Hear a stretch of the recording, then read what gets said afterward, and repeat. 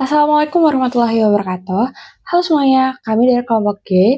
Pada kesempatan kali ini, kami akan mempresentasikan terkait ekonomi makro yang meliputi konsep, indikator, dan kebijakan dalam perekonomian nasional.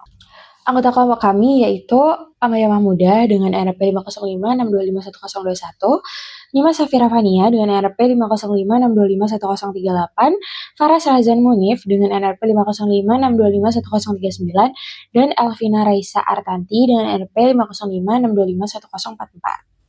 Untuk outline yang akan kami jelaskan yaitu yang pertama, definisi ekonomi makro, yang kedua, tujuan dan ruang lingkup ekonomi makro, yang ketiga, perbedaan ekonomi makro dan mikro, yang keempat, komponen dan indikator utama ekonomi makro, yaitu meliputi PDB, inflasi, pengangguran, kebijakan ekonomi makro, problem dan studi kasus, dan penutup. Tujuan dari presentasi ini yaitu yang pertama menjelaskan pengertian dan ruang lingkup ekonomi makro, yang kedua memahami indikator utama dalam ekonomi makro, yang ketiga menganalisis hubungan antar indikator yaitu PDB, inflasi, pengangguran, dan lain sebagainya. Lalu yang keempat mengetahui peran pemerintah dalam menjaga kestabilan ekonomi, dan yang terakhir yaitu menumbuhkan pemahaman tentang kondisi ekonomi Indonesia secara umum. Nah, apa sih itu ekonomi makro? Jadi, ekonomi makro adalah cabang ilmu ekonomi yang mempelajari seluruh sistem pasar dalam skala yang besar. Makroekonomi menjelaskan perubahan ekonomi yang mempengaruhi banyak masyarakat, perusahaan, dan pasar.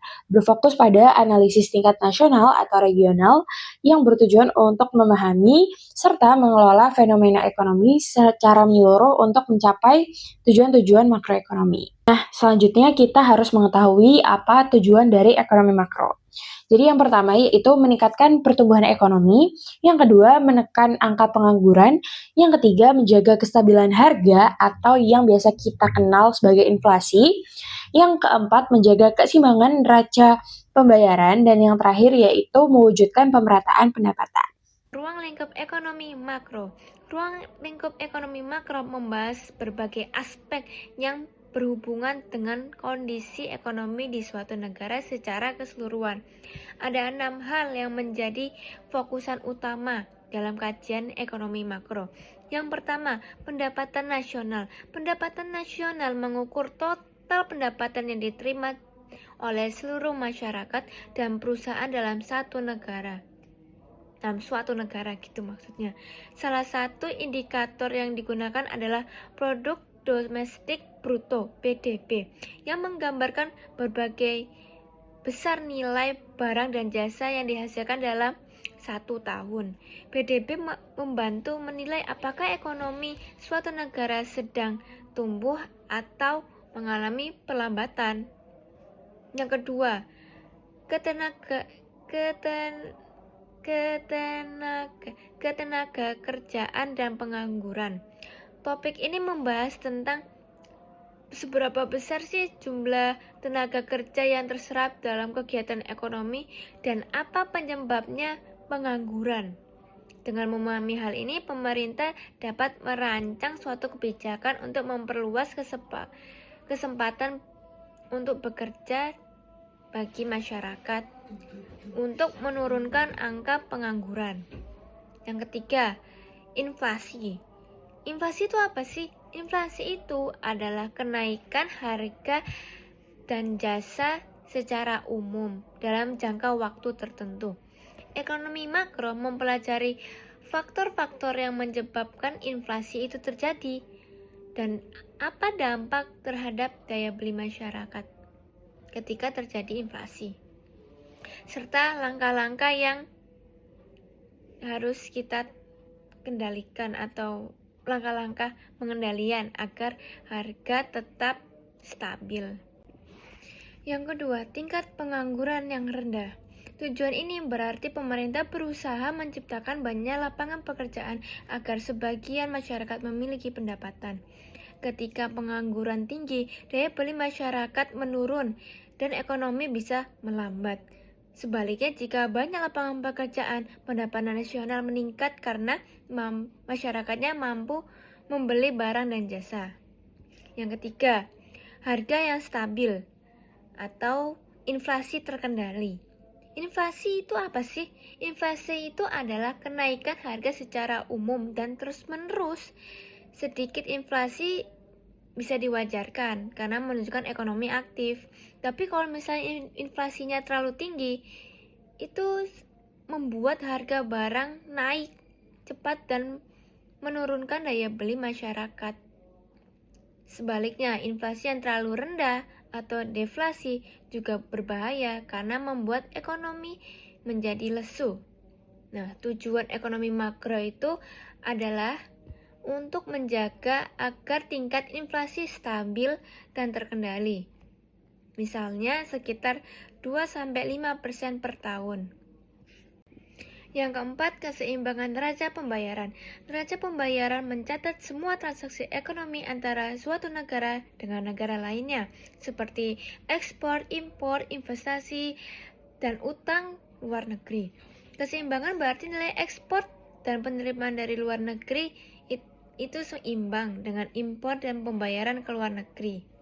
Jika neraca pembayarannya defisit, artinya impor lebih besar daripada ekspor, sehingga cadangan devisa negara bisa menurun. Karena itu, pemerintah berupaya menjaga agar posisi ekonomi internasional tetap sehat dan stabil. Yang kelima, distribusi pendapatan yang merata. Tujuan ini menekankan bahwa hasil pembangunan dan pertumbuhan ekonomi harus dirasakan oleh seluruh masyarakat, bukan hanya kelompok tertentu. Pemerataan pendapatan membantu mengurangi kesenjangan sosial dan kemiskinan sehingga stabilitas sosial dan ekonomi tetap lebih terjaga. Dan yang terakhir, saya akan menjelaskan tentang perbedaan ekonomi mikro dan makro. Selain ruang lingkupnya, penting juga untuk memahami apa sih perbedaan ekonomi makro dan mikro. Nah, dari segi cangkupan analisis, ekonomi mikro berfokus pada perilaku individu, rumah tangga, dan suatu perusahaan dalam mengambil suatu keputusan ekonomi. Sementara ekonomi makro meneliti perekonomian secara keseluruhan, seperti pertumbuhan nasional dan stabilitas harga yang ada di dalam suatu negara tersebut. Dari sisi fokus kajian, ekonomi mikro menelaah bagaimana harga dan jumlah barang ditentukan di pasar tertentu. Sedangkan ekonomi makro memusatkan perhatiannya pada pendapatan nasional, inflasi, pengangguran, serta kebijakan ekonomi yang memengaruhi seluruh masyarakat.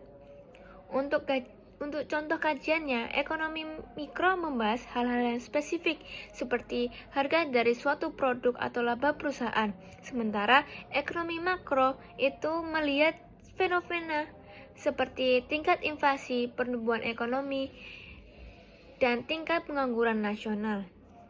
Dan yang terakhir, dari segi tujuan analisis, ekonomi mikro bertujuan mencapai efisiensi dan keuntungan pada level kecil, seperti perusahaan. Sedangkan ekonomi makro berupaya menjaga kestabilan ekonomi secara nasional atau secara besarnya, mendorong pertumbuhan yang berkelanjutan, dan meningkatkan kesejahteraan masyarakat secara luas dan merata. Jadi tidak mementingkan tentang kelompok tertentu kalau makro itu. Kalau makro itu secara luas, secara merata, begitu. Dalam ekonomi makro, ada beberapa indikator utama yang digunakan untuk menilai kondisi perekonomian suatu negara. Indikator tersebut antara lain yaitu pendapatan nasional, inflasi, tingkat pengangguran, nilai tukar mata uang, serta neraca pembayaran. Kelima indikator ini saling berkaitan dan menjadi dasar bagi pemerintah dalam mengambil suatu keputusan atau kebijakan ekonomi. Mari kita bahas dari yang pertama, yaitu pendapatan nasional atau yang biasa kita kenal sebagai PDB. Nah, Produk domestik bruto atau PDB merupakan ukuran utama dalam menilai pertumbuhan ekonomi suatu negara. PDB menghitung total nilai barang dan jasa yang diproduksi di dalam negeri selama satu periode. Ketika PDB meningkat, artinya kegiatan ekonomi tumbuh dan kesejahteraan masyarakat pun cenderung naik. Sebaliknya, jika PDB menurun, berarti perekonomian sedang mengalami penurunan. Selanjutnya yaitu inflasi. Selanjutnya yaitu inflasi. Inflasi adalah kondisi ketika harga barang dan jasa naik secara umum dan berlangsung terus-menerus. Inflasi bisa terjadi karena dua hal. Yang pertama, peningkatan permintaan yang lebih cepat daripada penawaran yang disebut demand pull inflation. Dan kedua, kenaikan biaya produksi seperti bahan baku atau upah yang dikenal sebagai cost push inflation. Jika inflasi terlalu tinggi, daya beli masyarakat akan menurun dan kestabilan ekonomi bisa terganggu. Selanjutnya kita akan bahas terkait pengangguran. Nah, pengangguran Selanjutnya kita akan bahas terkait pengangguran. Pengangguran sering terjadi ketika tenaga kerja yang ingin bekerja tidak mendapatkan pekerjaan. Secara umum ada 3 jenis pengangguran. Yang pertama yaitu pengangguran friksional, yaitu saat seseorang sedang dalam masa transisi antara satu pekerjaan ke pekerjaan yang lainnya. Kedua, pengangguran struktural yang terjadi karena keterampilan pekerja tidak sesuai dengan kebutuhan yang dibutuhkan oleh pihak industri. Dan yang terakhir yaitu pengangguran siklikal yang disebabkan oleh menurunnya aktivitas ekonomi. Tingkat pengangguran yang tinggi akan menurunkan pendapatan nasional dan menghambat pertumbuhan ekonomi. Dan pengangguran ini adalah salah satu masalah terbesar yang sedang kita hadapi. Di sini, saya akan membahas berbagai kebijakan ekonomi makro yang dilakukan pemerintah untuk menjaga kestabilan dan pertumbuhan ekonomi di Indonesia. Seperti yang kita tahu, dalam mengatur perekonomian, pemerintah tidak bisa bekerja sembarangan. Harus ada strategi dan kebijakan yang tepat agar ekonomi tetap berjalan dengan baik, harga-harga tetap stabil, lapangan pekerjaan tersedia, dan masyarakat tetap hidup sejahtera. Nah, di pembahasan kali ini, saya akan membahas 3 kebijakan utama. Yang pertama, yaitu kebijakan fiskal. Secara sederhana, kebijakan fiskal adalah cara pemerintah dalam mengatur keuangan negara. Jadi, pemerintah mengatur 2 hal utama, penerimaan negara dan juga pengeluaran negara.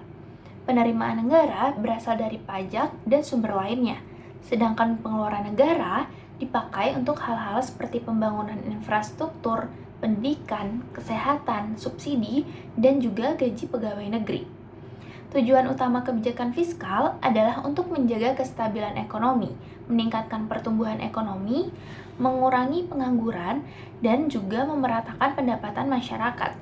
Misalnya, kalau ekonomi sedang melambat dan banyak orang kehilangan pekerjaan, pemerintah dapat menambah belanja publik seperti membangun jalan, sekolah, ataupun rumah sakit baru.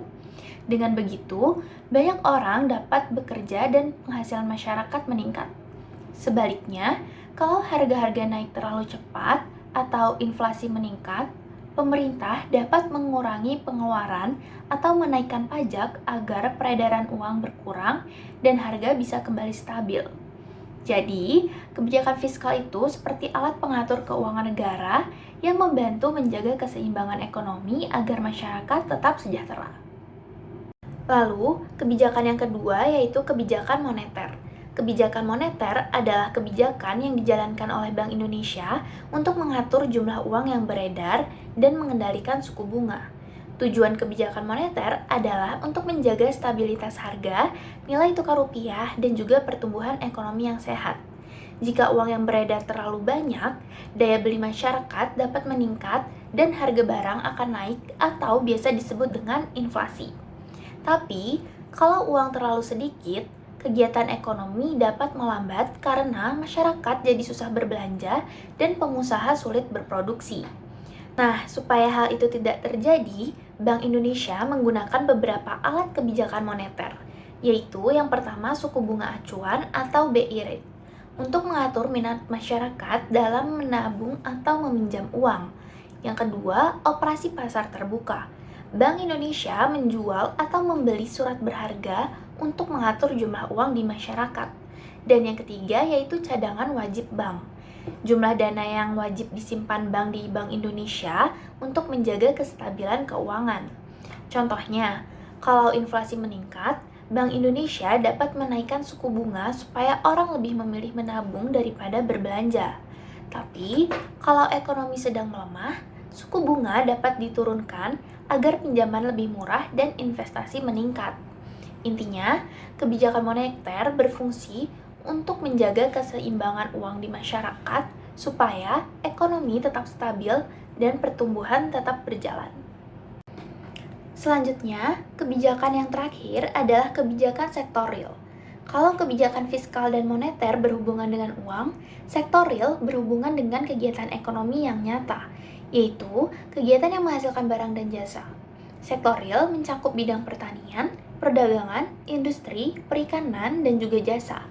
Sektor ini penting banget karena menjadi penggerak utama pertumbuhan ekonomi dan penyedia lapangan kerja bagi masyarakat.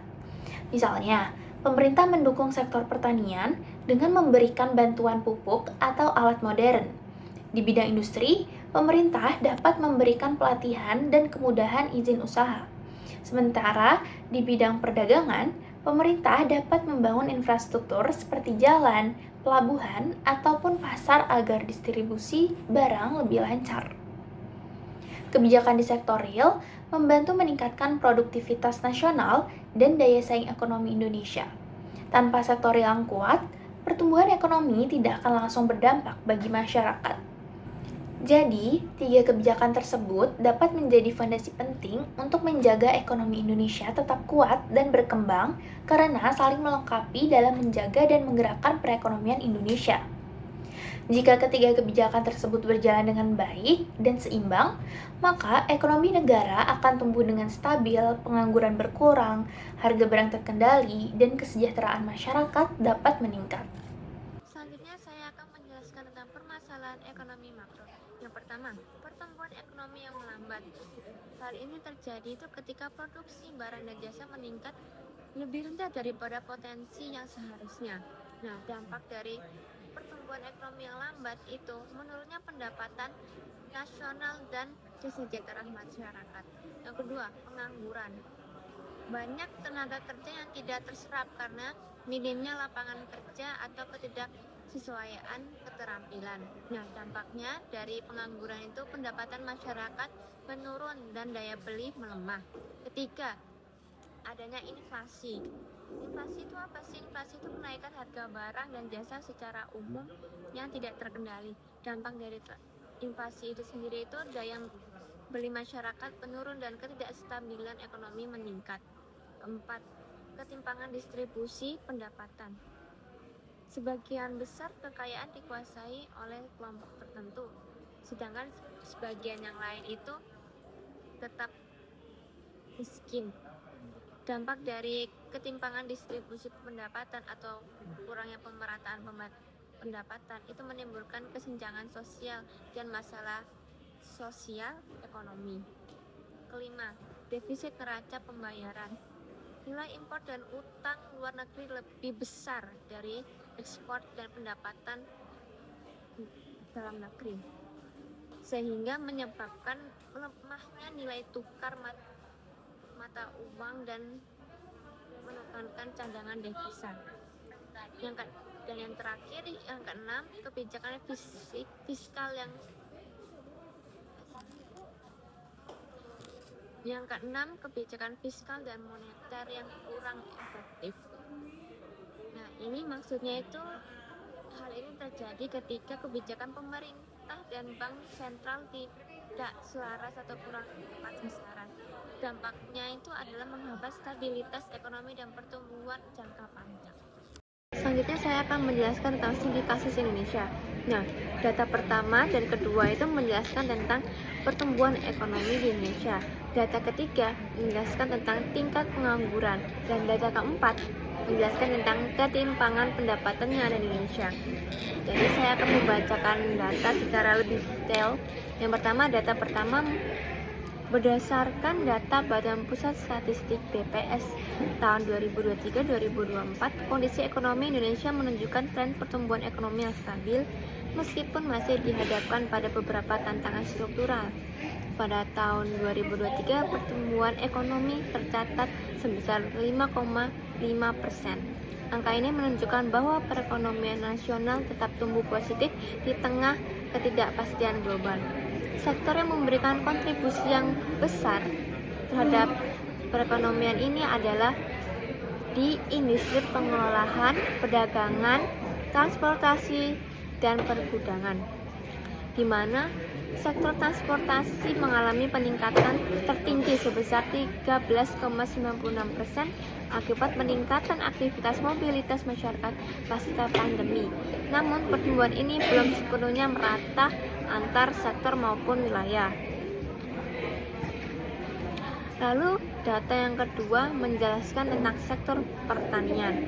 Kondisi petani mengalami tekanan yang terlihat pada penurunan Farmers Terms of Trade (FTT) sebesar 1,31% pada Maret 2024. Penurunan ini terjadi karena harga yang diterima petani menurun, sementara harga yang mereka bayarkan meningkat. Hal ini menunjukkan melemahnya daya beli petani, serta kesejahteraan masyarakat di sektor agraris. Kemudian data yang ketiga menjelaskan tentang sisi ketenaga kerjaan. Situasi pasar tenaga kerja menunjukkan perbaikan. Tingkat pengangguran terbuka pada Februari 2024 turun menjadi 4,82% dari 5,45% pada tahun sebelumnya. Tren penurunan ini menandakan pemulihan ekonomi yang berkelanjutan setelah pandemi.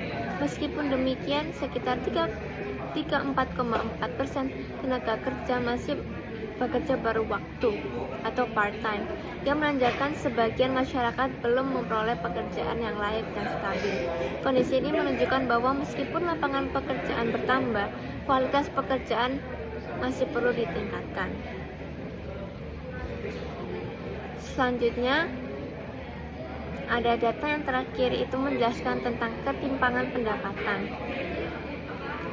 Ketimpangan pendapatan masih menjadi tantangan tersendiri. Berdasarkan data Gini Ratio pada September 2024, tingkat ketimpangan di Indonesia tercatat sebesar 0,381. Angka ini relatif stabil dibandingkan tahun-tahun sebelumnya, namun menunjukkan bahwa distribusi pendapatan belum merata. Ketimpangan di wilayah perkotaan 0,42, lebih tinggi dibandingkan dengan pedesaan yang 0,38. Mencerminkan perbedaan peluang ekonomi dan kesejahteraan antar wilayah. Secara keseluruhan, data ini menggambarkan bahwa ekonomi di Indonesia pada periode 2023 sampai 2024 tumbuh dengan cukup baik, namun masih menghadapi tantangan dalam pemerataan hasil pembangunan. Pemerintah perlu memperkuat kebijakan sektor real, terutama di pertanian dan ketenagakerjaan, agar pertumbuhan ekonomi dapat lebih inklusif dan berkelanjutan di masa mendatang. Kita masuk ke dalam kesimpulan. Ekonomi makro membantu kita memahami bagaimana perekonomian bekerja secara keseluruhan, mulai dari pertumbuhan, inflasi, hingga lapangan kerja. Melalui kebijakan fiskal dan moneter, pemerintah berupaya menjaga stabilitas, meningkatkan kesejahteraan, dan mendorong pertumbuhan yang berkelanjutan. Dalam pemahaman ekonomi makro, kita bisa melihat hubungan antara keputusan ekonomi dan dampaknya bagi kehidupan masyarakat sehari-hari. Penting bagi kita untuk terus berpikir terbuka dan adaptif dalam menghadapi perubahan ekonomi yang dinamis agar mampu menciptakan solusi yang lebih baik ke depannya. Ini adalah satu kutipan dari John Maynard Keynes, yaitu "The difficulty lies not so much in developing new ideas as in escaping from old ones." Dan berikut adalah logbook pembagian job desk dari kelompok kami. Terima kasih. Wassalamualaikum warahmatullahi wabarakatuh.